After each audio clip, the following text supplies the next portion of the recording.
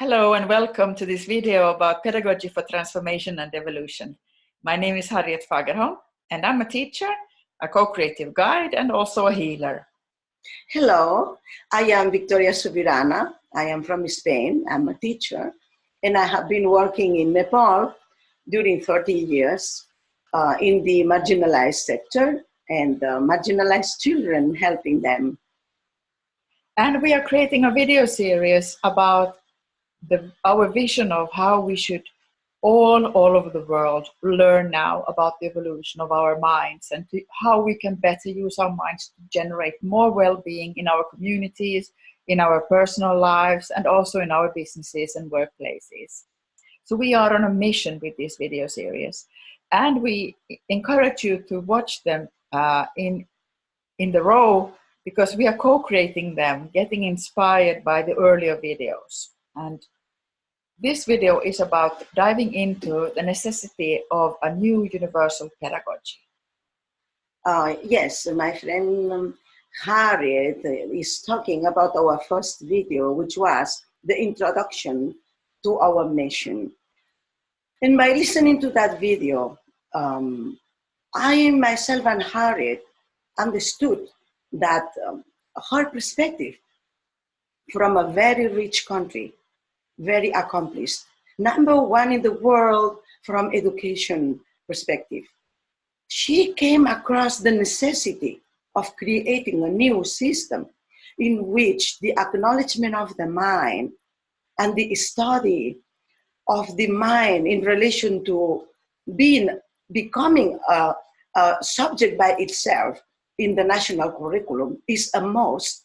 And she can share her experience, how painful it was for her to understand that she was deprived from that knowledge. And because of that, she understood that her mission in life is directly related to the pain being a child and being an adult that was exposed to the difficulties of the world without that lessons being accomplished first. But in the same way, you will see in our first video that coming from Nepal and having met those children, the most marginalized, the most deprived of education, fooding, lodging, protection, human rights, zero, I came across the same necessity. I understood that the first priority for those children was to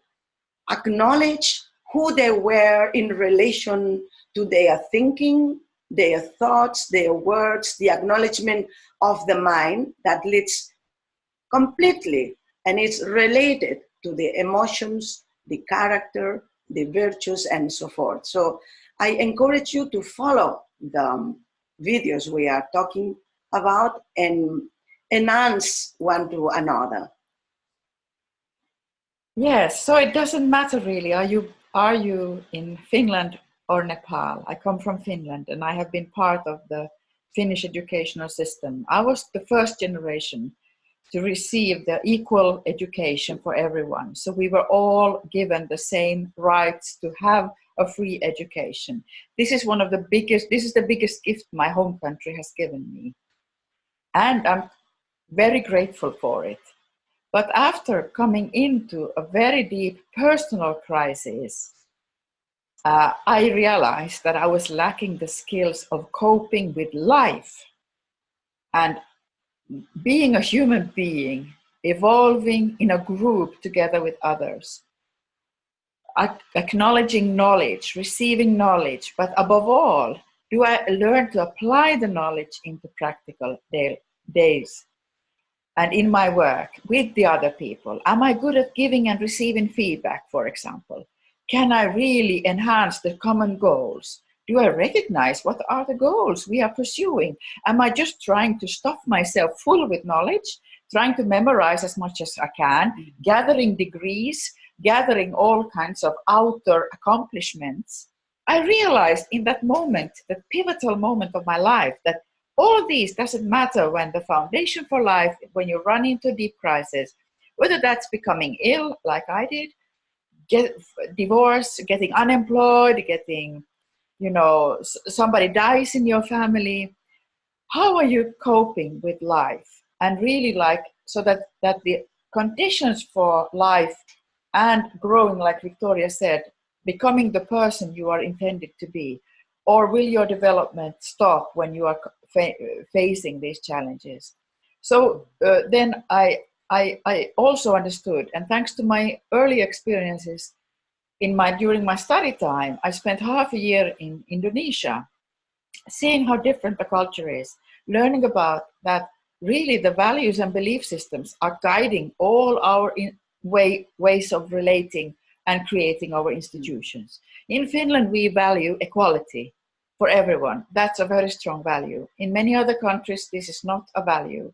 And therefore, when they come to learn about the Finnish system, they might have trouble to understand what this means in practice when you want to implement an equal education for all. But nevertheless, we believe in a universal pedagogy, the possibility for developing such a pedagogy. Yes, she just mentioned that there is a need for a universal pedagogy because, as you see, the lacking of knowledge about who we are, our true essence, the development of the powers to become the person you want to become, regardless of the influences of the family, environment, country, economy, geography, and so forth. If you are empowered with that knowledge, you will definitely master the most important human right that we are all aiming for in this our 21st century, which is equality, education for all, education for the women empowerment versus to men empowerment, the productive economy for everybody, and trying to work on the poverty of the world so we become all more equal and everybody will have the basic needs.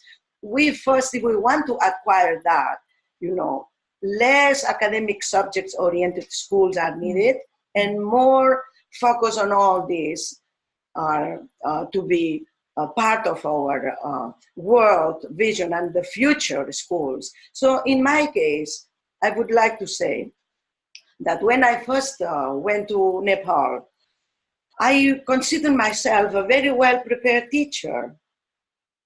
In addition to that, I had that passion, that joy, that happiness every time I went inside the class with my plan. And the frustration was right there when I came to know that my academical preparation and my academical knowledge was not in tune with the culture I was coming across with. Because I always give this example, how my pedagogy for transformation and its principles flourished from. What is the origin? I remember the day that to a kindergarten students, I wanted to have, a little drama on professions. And there was Victoria prepared with all her activities and her materials. Wow, I want to see this and that. 35 children in the class. And there was myself with all that preparation asking to the children, so okay, how many children in the classroom would like to become architects? So you come here and you will come up with your design and wow, let's do this and that. The 5-year-olds, they were telling me, no, we cannot become architects. I said, what? No, because we, the Pariyar is one of the so-called Dalits, the outcast of Nepal. We cannot become the Pariyas. We stitch, and we all have to learn the stitching. What? What's wrong with that? No, you did not understand me. Again, I try. So let's change the subject. How many of you would like to be doctors? Okay, let's make a drama that you are doctors all and you put on a show, this and that, and someone is dying and the doctors will try to save your life, that and that. No, they were telling me, the Nepali, the so-called Nepali, they were the caste systems. We cannot become doctors. Then I said, wait a minute, what is going on there? I was pulling out my hair because I could not understand that 5-year-old children have been already inducted, manipulated, castrated of their decision power to dream, even to dream and wish to become whatever profession they wanted to choose for their life. The freedom of thinking was already annihilated, like if they cut an arm or they cut a foot, they were cutting the most precious gift that a human has. It's the freedom of thinking and preparing the self to become whatever you decide. That was catastrophic. Then I identified that three poisons of the mind. I cannot do it. I should not do it. I do not deserve doing it.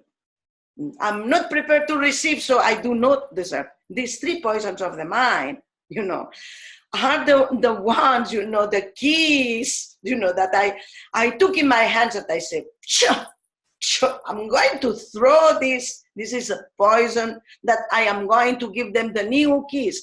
There and there and there is when I started studying how the mind functions, that at a very early age, the children are already determined of being deprived from certain patterns that will lead them to the freedom, and that will, if they don't follow, those imposed patterns, they will definitely become happy beings. Then I started thinking that I have to study what is mine, how mind it's been created, how the influence of mind has a direct outcome in our thoughts, our words, and our actions and our emotions.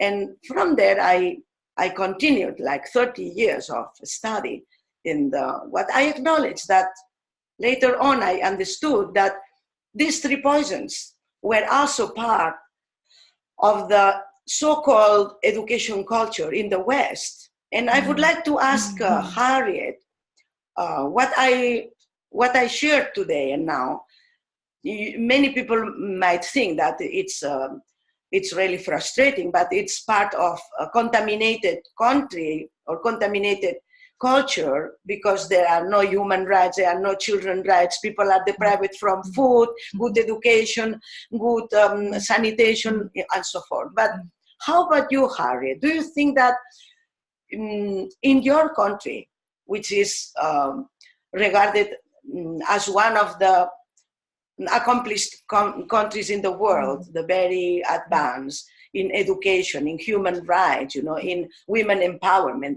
but in your youth and in relation to your present time, do you think that you have been exposed to the three poisons I mentioned before? Yes, I have been exposed, but they have been more unconscious, not so conscious like you are describing now, in a culture where there is this inequality like built in the culture. There you see it much more clearly.